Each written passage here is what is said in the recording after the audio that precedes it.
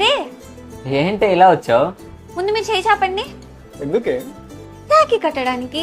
ఏ finger బుచ్చి, ఇదేమైనా friendship day అనుకున్నావా?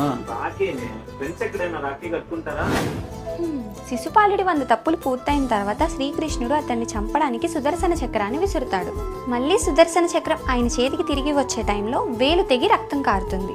అప్పుడు అక్కడే ఉన్న ద్రౌపది తన చీర కొంగుని చించి శ్రీకృష్ణుడి వేలికి కడుతుంది. నీకు నేను రక్షణగా ఉంటానని చెబుతుంది. అలాగే తిరిగి శ్రీకృష్ణుడు కూడా నేను కూడా రక్షణగా ఉంటానని చెబుతాడు.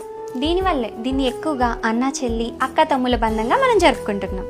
కానీ ఎంతో మంది రాజులు యుద్ధానికి వెళ్ళేటప్పుడు వాళ్ళ భార్యలు కూడా ఇలా రక్షాబంధన్ కట్టి మీకేమీ కాకూడదని ఇలా రక్షాబంధన్ కట్టిన సందర్భాలు కూడా ఉన్నాయి.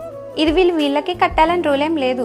ఒక కూతురు తన తండ్రికి కట్టొచ్చు, ఒక అక్క తన చెల్లెకి కట్టొచ్చు, అలాగే ఒక ఫ్రెండ్ తన ఫ్రెండ్కి కూడా కట్టొచ్చు, నేను నీకు రక్షగా ఉంటాను అని. సో మూసుకొని కట్టించుకోండి. దీని వెనుక ఇంత కథ ఉందా? సరే కట్టు.